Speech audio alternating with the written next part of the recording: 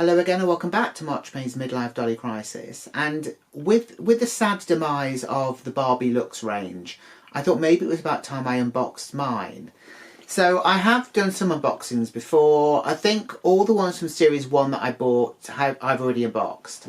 So I have got some of Series 2 and I'm going to be unboxing these two today.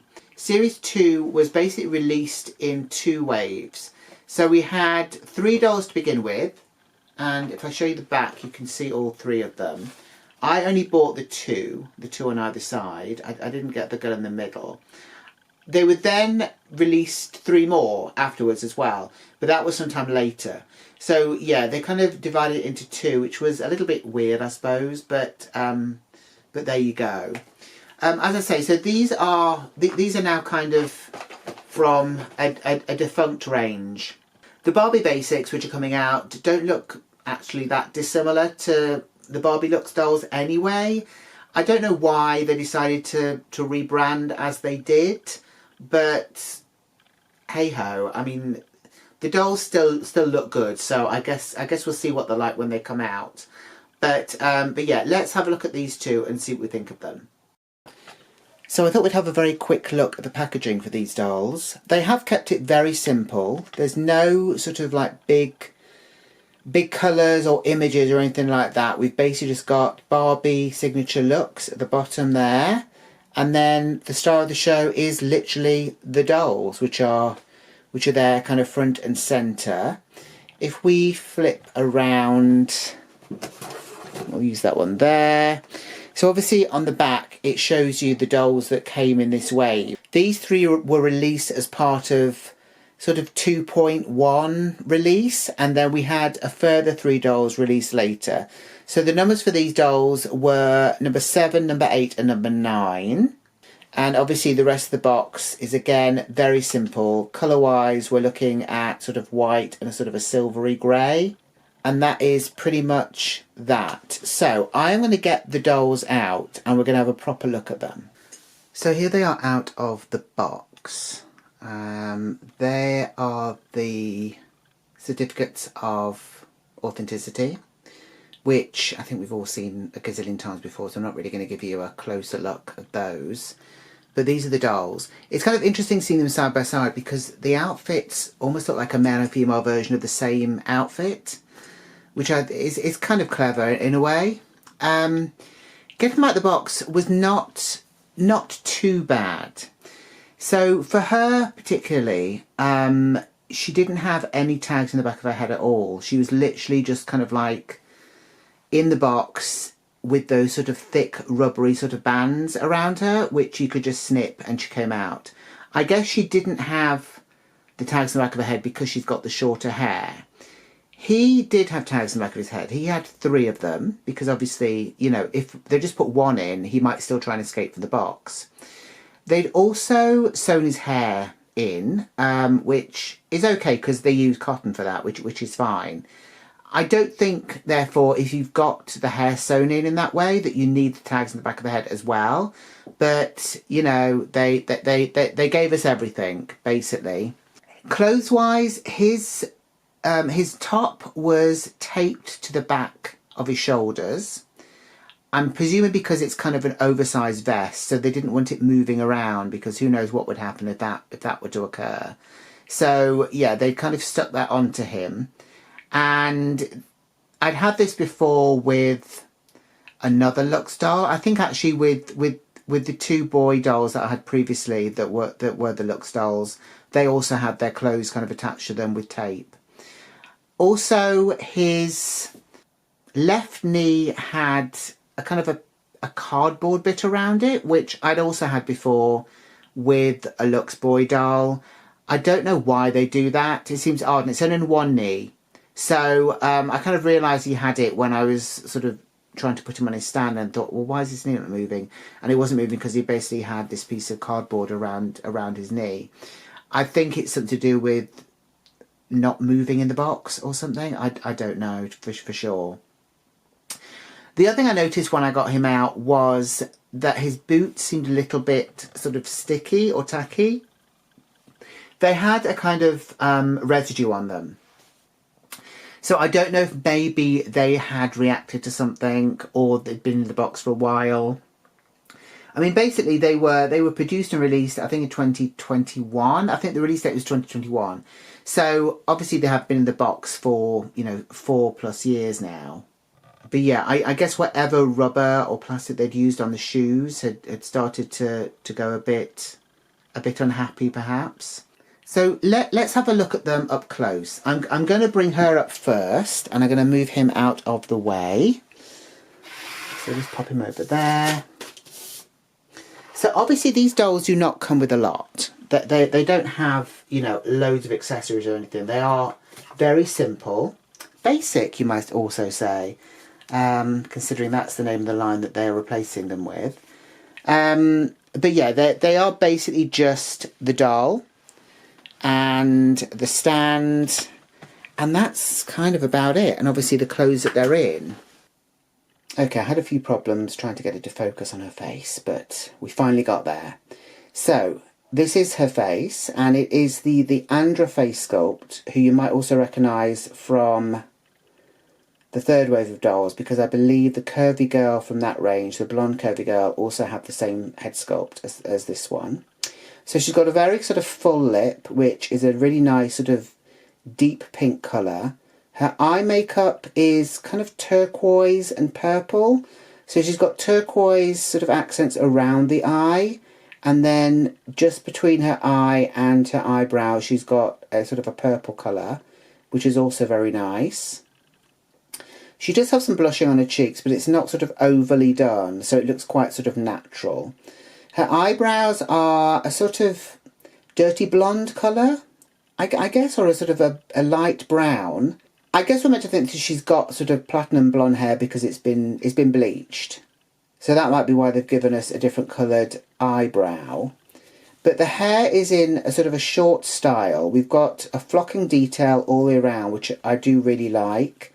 And yeah, she's got this sort of short, sort of, I think they've just got it as a pixie cut. I'm not sure if I'd call it a pixie cut. It's more of a sort of, kind of a quiff almost, I think.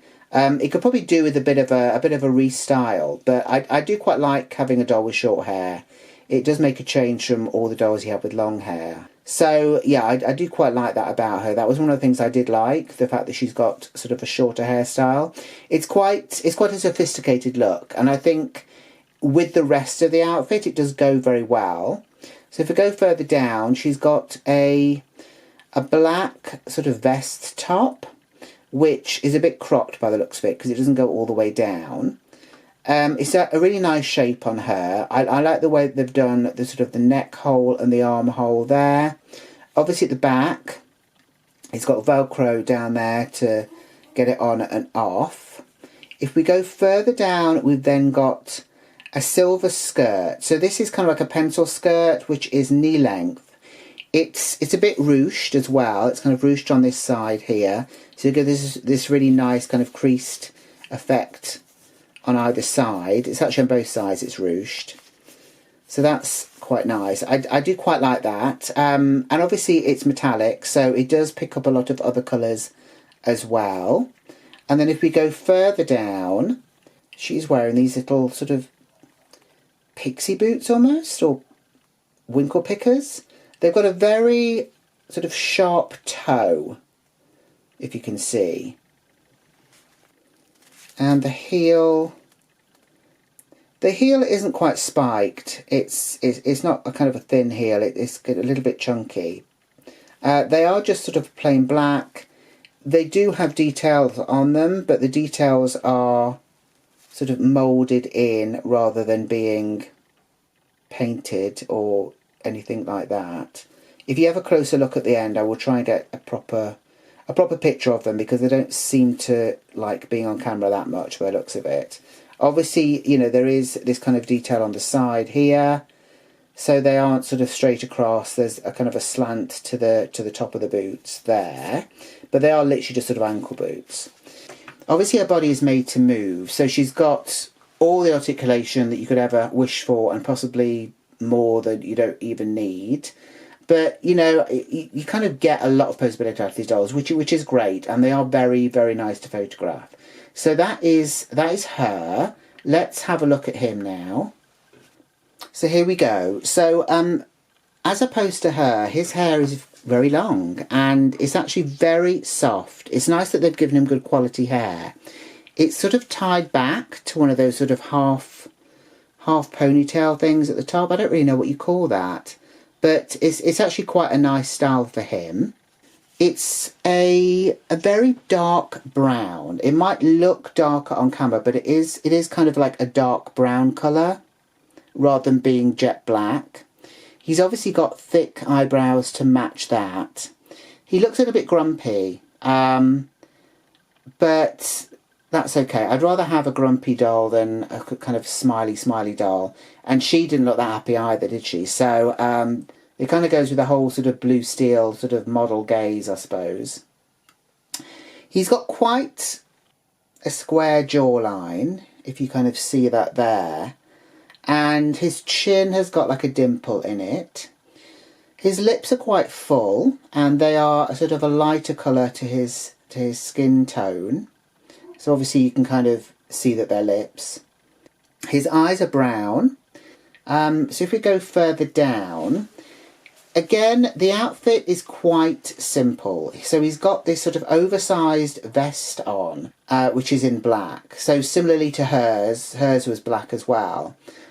His is actually so baggy that I was able to get him on the stand and the clip would go around his waist and I could then put the vest over it, which is actually quite ideal because sometimes you don't want the clothes sort of bunched around them when they put the waist clip on them. So that is the vest. There's no Velcro or anything on this. It's literally one piece. It's big around the neck as well and the arms, so you can easily kind of slip it on and off rather than having to try and fiddle around with the Velcro to get it on and off. So if we go further down, he's got these amazing silver trousers on, which tuck into the boots at the bottom. These do have Velcro on the back, there. So that's just how you get them on and off. And they're quite a simple pair of trousers. The fact that they are made of this kind of silver metallic material, I think really kind of gives them an interesting look. And I think generally it makes it look a bit more exciting rather than giving him, you know, a black vest and then sort of, I don't know, blue jeans or black jeans or whatever. At least there's a bit of contrast there between the dark colours and then the sort of the mirror effect of the silver. And then if we go further down, he's wearing these kind of big boots, which are kind of like high tops, I suppose. They go quite high up over his ankles. They're not quite sort of mid-calf or anything like that, but they're kind of heading that way. Obviously, there's no painted on detail for these. They are literally just sort of like moulded details. We've got laces on there. We've got the kind of the tongue of the shoe there, the boot there. So we've also got sort of chunky heels on them at the bottom. It's difficult, I think, getting black items to sort of show up anything, especially when there's no sort of painted on detail. So if you have a look at the end, I will try and get a better picture of the boots for you, similarly to her shoes. So that is that. I'm going to get them on their stands and we're going to have a final look at them together. So here they both are, striking a pose, as you do. I really like them. I particularly like the whole aspect of their outfits sort of mirroring each other almost, which I don't think I realised originally that was what they were going for. But yeah, the fact that they've both got black tops, they've both got silver kind of bottoms, and they've both got black shoes, I think really works very well. And they do make a very sort of striking couple, I think you'll agree. What do you think of them? Let me know in the comments down below. Let me know if you have them and if you've restyled them. Certainly these dolls are meant to be restyled, I think. You know, the fact that they come dressed very simply means that, you know, you can kind of create looks for them. You can give them, you know, a style of their own rather than just sticking to what they come with, which I'm guessing is supposed to be the premise of the Barbie Basics dolls, which are now sort of coming to replace the Lux dolls. So I do have a few more Lux dolls to unbox, which I will be doing throughout the year. So please keep an eye out for that. If you've enjoyed the video, please give it a like. Please share the video if you know anyone else that would like this kind of content. And please subscribe if you haven't done so already. And I will see you in the next video. So until then, take care. Bye.